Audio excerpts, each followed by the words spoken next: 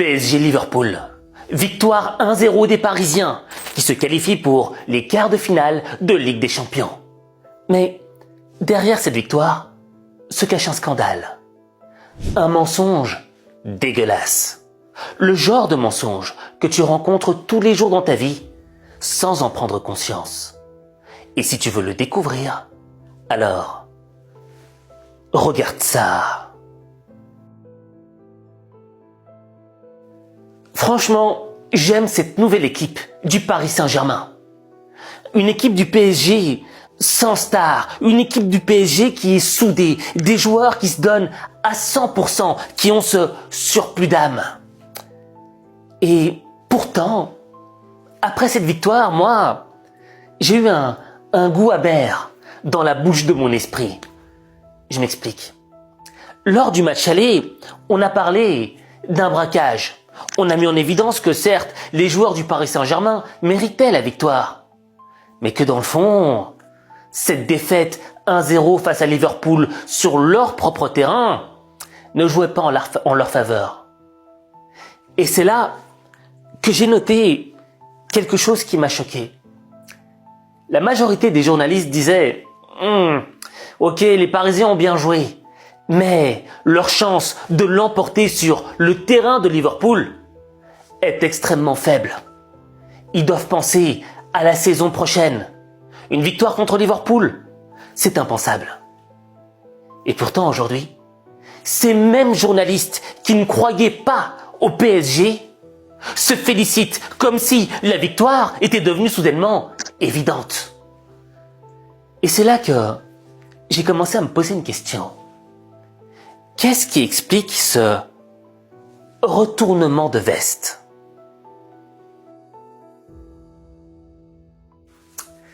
Tu sais, moi, après le match aller du Paris Saint-Germain contre Liverpool, j'étais impressionné par le joueur du PSG. Malgré la défaite, j'avais vu une équipe du PSG qui était dominante, qui en voulait. Et honnêtement, je m'étais dit, ok, ils ont perdu la première partie, mais il reste une deuxième bataille. Et s'ils gardent le même état d'esprit, la même volonté de vaincre, il y a de fortes chances qu'ils puissent l'emporter. Mais moi, il y a ce truc de journaliste qui me titille. Et je me dis, mais tu vois, les mêmes là qui étaient là hier et te disaient non, c'est terminé, et qui aujourd'hui te disent ouais, on a gagné. Ah, j'y ai toujours cru, hein. C'est quoi l'élément psychologique, la touche d'intelligence émotionnelle qui fait que ces gens sont hypocrites? Au fait, quand tu réfléchis bien, l'être humain, il y a une chose qu'il déteste ressentir. C'est le fait d'avoir tort. Le fait de se tromper. Et surtout, face aux autres. Et au fait, tu vois, cette peur de se tromper et d'avoir tort, elle vient surtout nourrir un ego mal placé, un ego superficiel, le besoin de paraître crédible aux yeux des autres. Raison pour laquelle ce type de personne s'arrête souvent au résultat final, sans prendre en compte les larmes, le sang, les efforts, les doutes qui ont habité les joueurs avant de remporter cette victoire finale. Et donc, le retourneur de veste, on va l'appeler comme ça, c'est une personne qui suit tout simplement la logique apparente. Logiquement, vu qu'ils ont perdu 1-0 au match aller chez eux, ça va être beaucoup plus dur, surtout s'ils sont à l'extérieur, face à Liverpool, la meilleure équipe d'Angleterre, du meilleur championnat du monde, du championnat le plus difficile au monde. Non, d'un point de vue logique, c'est pas possible. Et tu vois, moi c'est ce que j'appelle une analyse superficielle. Une analyse qui dit, je préfère être dans le bon camp au bon moment. Raison pour laquelle on parle, en général, de jugement superficiel. Je vais prendre un simple exemple. Celui de Gianluigi Donnarumma. J'oublierai pas comment les médias l'ont éclaté au match aller. Genre, c'est un mauvais gardien, il a vécu une occasion et il l'a complètement raté. Tout était mis sur son dos. Et moi, je comprenais pas. Certes, il a raté un truc. Mais s'ils ont perdu le match, c'était pas de sa faute uniquement. C'était un fait de jeu. Et c'est normal qu'il puisse se prendre un goal.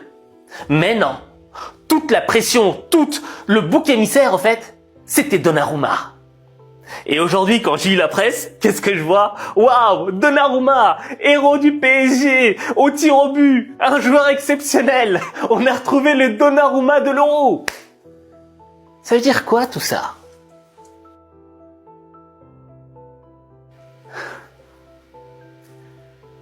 Les retourneurs de veste vont et viennent en fonction du résultat final, mais jamais du travail réel. Je veux que tu retiennes cette phrase toute ta vie. Les gens vont et viennent en fonction du résultat final, mais jamais en fonction de ton travail réel. Tu vois, dans ta vie, c'est la raison pour laquelle tu dois jamais vraiment trop accorder d'importance aux opinions extérieures. Tu vois, quand tu reçois des critiques négatives, quand on te dit « tu n'y arriveras jamais, t'as pas ce qu'il faut, c'est pas le moment », bref. Tu sais que cette critique négative ne repose pas sur une analyse profonde, comme je te l'ai démontré précédemment, mais elle repose sur le fait d'être dans le bon camp au bon moment. Tout comme, tu sais, les enflammades, les « oh, je t'adore, oh, j'ai toujours cru en toi ».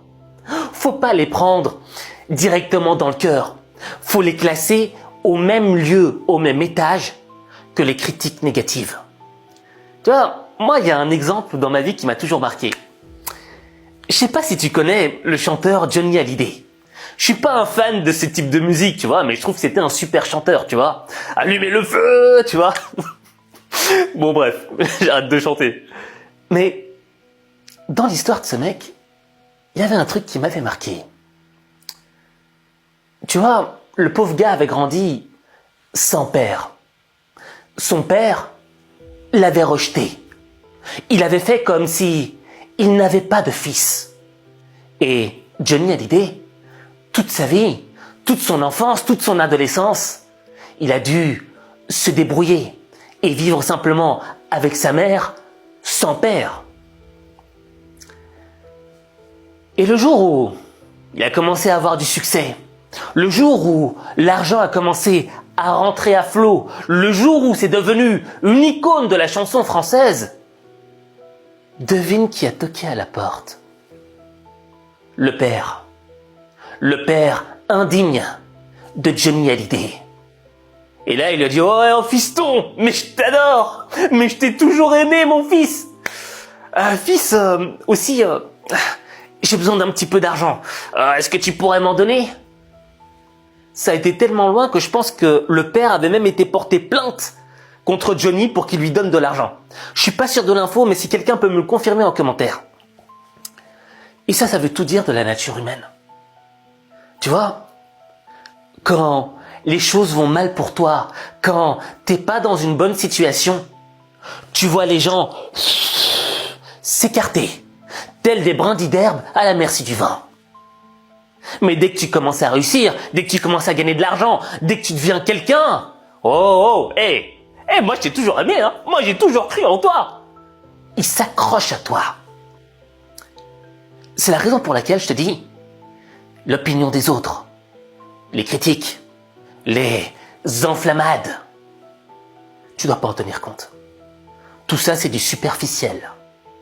La seule chose qui compte vraiment, c'est ta vérité personnelle.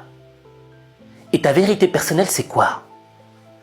C'est de te regarder droit dans la glace et de te dire, est-ce que je suis vraiment dans le processus du changement? Le processus qui doit me ramener à l'objectif que je me suis fixé. Est-ce que je fais les sacrifices? Est-ce que je fais les efforts? Est-ce que lorsque les larmes coulent, est-ce que lorsque je n'ai plus envie de rien faire, je continue quand même d'aller droit de l'avant? Ça, c'est ta vérité personnelle. Et quand tu es dans le vrai, dans ta vérité personnelle, c'est là que tu sais la réelle valeur de ta victoire, la réelle valeur de ta réussite. C'est un petit peu comme les joueurs du PSG. Ils se sont entraînés dans l'ombre.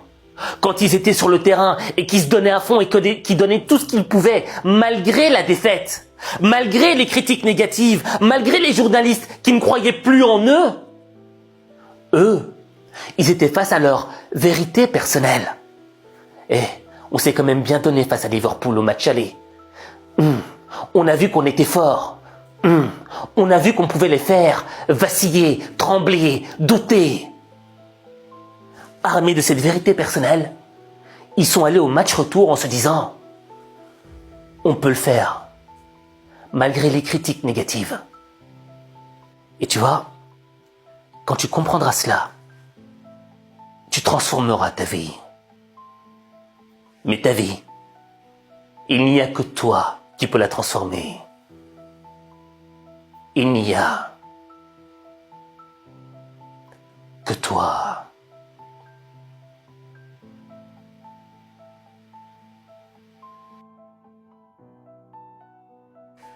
Je ne suis pas une balance, donc je ne donnerai pas le nom des journalistes, tu vois, qui ont dit je crois pas en une victoire du PSG, c'est fini pour eux.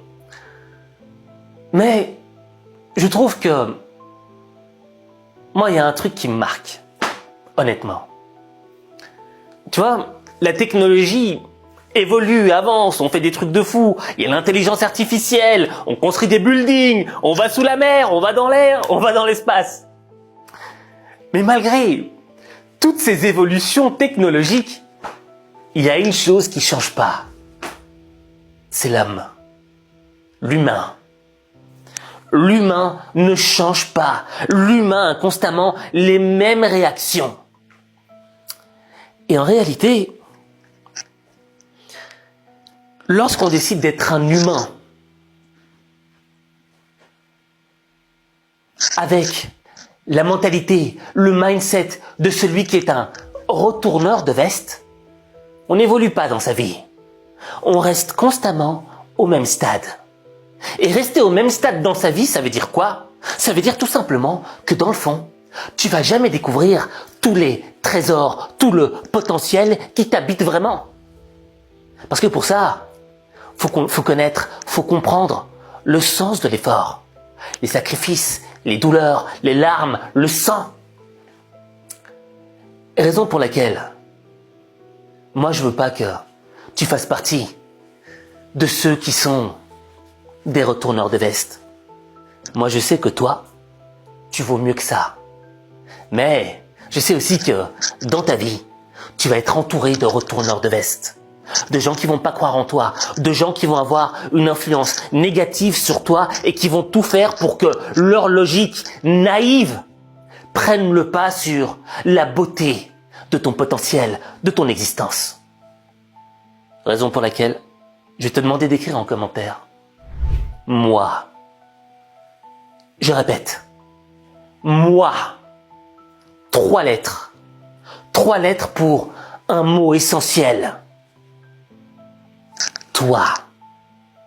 Parce qu'en réalité, tu l'auras compris, l'analyse des gens, l'opinion des gens n'est basée uniquement que sur le fait de ne pas vouloir avoir tort, sur une analyse superficielle, sur le fait d'être au bon camp, au bon moment. J'adore cette phrase. Et elle est tellement vraie sur l'humain. Il ne croit pas en toi. Mais c'est pas grave. Ce qui compte, c'est que toi, tu crois en toi. Que tu te regardes droit dans les yeux, dans une glace, et que tu te dises, est-ce que je suis en phase avec ma vérité personnelle? Est-ce que je suis sur le bon chemin qui doit m'amener là où je dois aller? Parce que ce chemin, ce droit chemin vers la meilleure version de toi-même, il n'y a que toi qui peux le voir. Il n'y a que toi.